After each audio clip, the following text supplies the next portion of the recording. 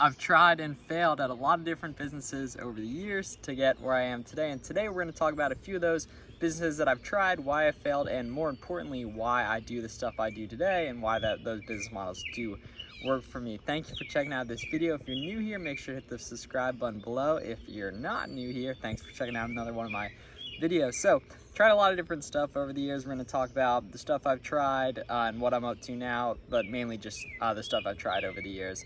So starting out, like 5 years ago, I was doing shoes a lot, pretty much up until like 2-3 years ago. That's when I started experimenting with different stuff. The first main thing that I went really hard into that didn't end up working out was like starting like a big used book business on Amazon. It's not that it didn't work out. Okay, it definitely didn't work out. I just wasn't successful in being able to do it at scale, which would have taken it to the next level. So basically, like when you do books, it's hard like to do it at scale because you essentially like have to start getting like big truckloads of books and everything and open up a warehouse to do it at scale, at least the bulk model. It'd be really difficult to scale cherry picking, like they're just going into thrift stores, garage sales and all that. If you're watching this, I probably have some videos up on selling used books on Amazon by now, so you guys might want to go check those out. But that is a great model to start out with selling on Amazon. It's just not necessarily the easiest to scale. So it wasn't that books wasn't a bad business model, it was just a tough business model to scale with what I was doing at the time. It's great if you're just getting started on Amazon, if you're a kid in college, because college textbooks are so good, but it just wasn't the easiest to do at scale, or at least the scale I was looking to do. So that was summer 2019, fall 2019, essentially. And then during the pandemic last year, 2020, I tried and failed a bunch of different stuff. The first one of those was starting a Facebook ads agency, like essentially the business model where I learned how to run Facebook ads from like a course and YouTube and stuff, and then pitch that as a service to local business owners. And it's like that. I don't currently actively do it. I have a few like clients that I still work with. It's just I'm not actively looking for new ones. And honestly, like that's a great model. That's a fantastic model if you're like interested in like web design, social media, paid advertising, any of that. That's a really awesome thing to do. Just me personally, I really didn't enjoy the client services part of it because when you're reselling, like what I do now, you don't really have to talk to anyone. You're just like buying from stores, selling it on Amazon. There's a little bit of customer service and stuff in there, but there's not a ton. And with like Go and StockX, which I talk about sometimes on my channel, which is what I used to do a lot last year, which is a fantastic model for shoes, which I still do. You literally don't have to talk to anyone. There's no customer service or anything.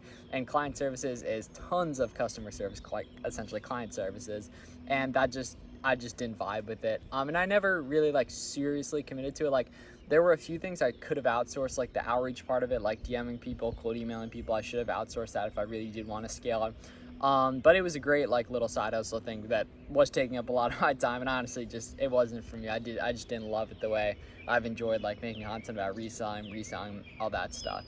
And third, pretty much everyone tried this over the years, but dropshipping. Tried a few different dropshipping stores. May even try again in the future. But with dropshipping, the big thing is you have to figure out a way to get traffic to your store when you're selling Amazon or when you're using like Go, StockX, eBay. You're essentially, there's people already shopping on those websites. You're just supplying the products, right? When you're dropshipping, you have to market. So you have to either run Facebook ads, use influencers, drive organic traffic to your site. So there is a higher cost per acquisition essentially, which is essentially the equivalent of like Amazon fees, StockX fees, and all that. But it's just tough to effectively market to people, especially like when a lot of the good products, like there's oftentimes a lot of people running ads on them as well. But yeah, dropshipping, like e-com, that's another awesome model. It just wasn't personally for me. I never really committed super well to it. And I was always like afraid to lose money, which is definitely not the way to do things from what I've seen from successful dropshippers and all that. But I tried that a few times during the pandemic, like in July, in the winter a little bit and everything, and it just didn't end up being for me. Maybe I'll try it again for the future. Actually, I would love to have like a really cool like in-house like e-com brand, maybe down the line, like essentially private label, but hopefully just through Shopify, not through Amazon. Maybe Amazon private label, but not what I'm up to right now.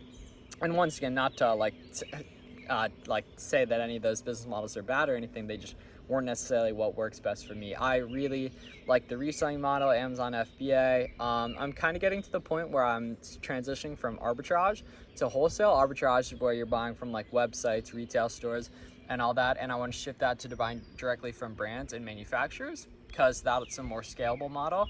Because like Target bans people like crazy, and some of these stores don't love selling to resellers, when brands and distributors love selling to resellers if you can position yourself the right way. So yeah, interesting stuff. You guys let me know any business models you failed at, any way I can help you with that stuff. But if I had to pick one to go back and do out of all those models, it would probably be assuming I could do it successfully, an ecom brand. Because not only is that like a sellable business, but it's also like I think it'd be a cool way to like maybe sell something that I was interested in or something like that. Yeah, and then also the agency model is fantastic. If you're someone who like knows how to build websites, knows how to run ads, you like social media design, all that, agency is a fantastic model, and I really liked it.